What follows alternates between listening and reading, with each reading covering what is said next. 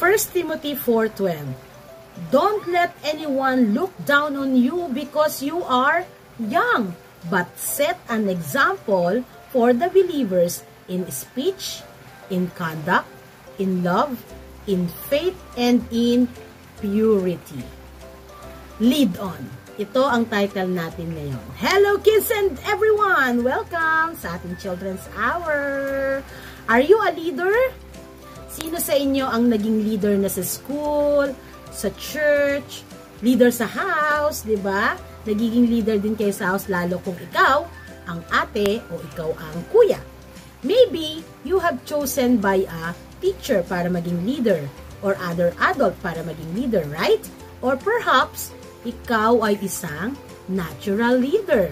Alam niyo kids, tayong lahat ay leaders or nagiging leader in different ways sa iba't ibang paraan. Pero kids, being a leader is not being a boss. Hindi tayo ang laging nag-uutos na tayo dapat ang masunod. Paano ka ba nagiging leader? Diba? So, ngayon, isipin natin, paano ba ako nagiging leader bilang bata? Siyempre, you lead your classmates or your friends when you give them simple advice. Diba? O wag mong gagawin yan, wag kang mga away, dapat friends lang tayo, diba? Dapat sports lang tayo, yan, nagiging leader ka dyan. When you lead them to do the right thing, diba? Or tell them their behavior, dapat nagiging leader pala tayo kapag sinabi natin na, cool ka lang, kalma ka lang, wag agad magagalit, diba? O ikaw nako, bad yung ginawa mo kanina. Ganun, nakakapagbigay tayo ng paalala or advice sa ating mga kaibigan.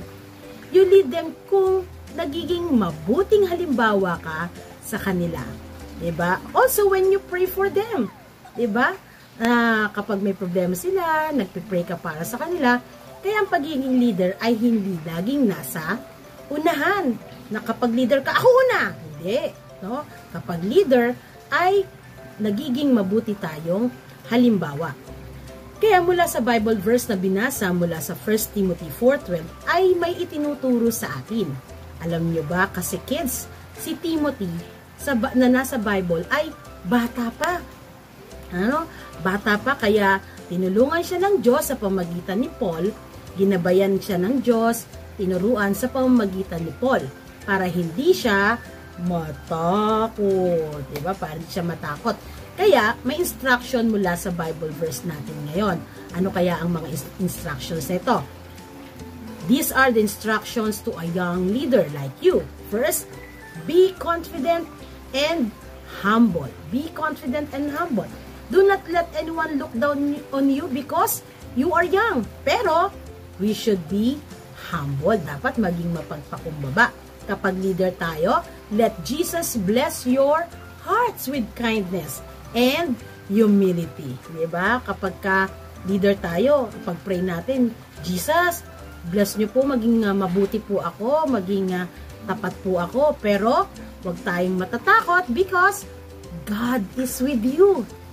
And God is there to guide you. So, second instruction is always set an example. Diba? Always set an example.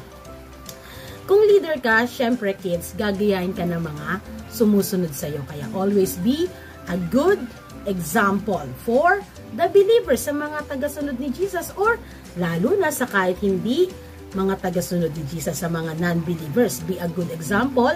Saan tayo magiging mabuting example? Sa pagsasalita, sa pag-uugali, sa love, sa faith, and purity. Ibig sabihin, maging maingat tayo sa ating pagsasalita, pag-iisip, at maging maingat sa ating mga ginagawa. Kids, God wants you and everyone to be leaders. Gusto ng Diyos na maging leaders tayo. Alam niyo ba kung sino ang great leader natin? Kilala niyo ba? Sino nga? Sino ang great leader natin? Tama! Si Jesus! Jesus is our great leader. Jesus is the great leader.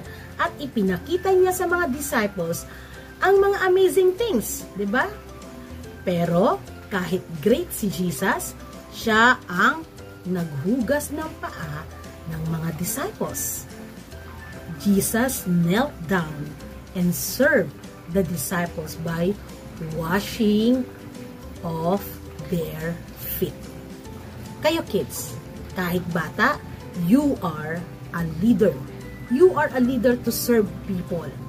Follow the instructions to be a leader. Be confident and humble. Always set an example. And as you serve the people and honor God in everything we think and do. Again, as you serve the people and honor God in everything we think and do. Let's pray. Thank you, Jesus, for calling everyone, especially these children, to be a leader. Nawa po ay makita nila ang kahalagahan ng pagiging leader. Maranasan nila ang pangunguna mo, makita nila ang halimbawa mo, maglingkod sila sa paraan na kaya nilang gawin na maging mabuting halimbawa at sumunod sa kalooban mo. Kaya i-bless niyo po ang mga talento, kakayahan, kalakasan ng mga batang ito. At nawa, dalangin namin na patuloy na pagpalain ng inyong biyaya ang mga batang ito na sila ay lumaking matalino, malakas, mabuting kalusugan, may mabuting kalusugan, malakas na pananampalataya. At huwag niyo po silang iiwan, pababayaan na. Maging yung mga may karamdaman, pagalingin niyo po.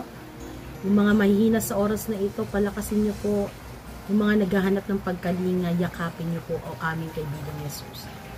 Kahit pagpalain ang mga bata sa kanilang mga buhay, sa kanilang pag-aaral, at sa lahat ng kanilang mga ginagawa pa. And bless their family, please provide their needs.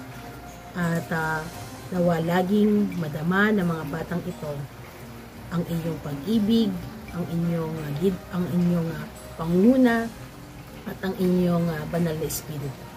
Patuloy kang makilala ng mga batang ito sa kanilang buhay at lubos na lumalim ang kanilang pananampalataya. Ito po ang aming panalangin in Jesus' name. Amen! So kids, be a leader by being a servant leader. And this is Teacher Resi always saying that Jesus loves you. Bye!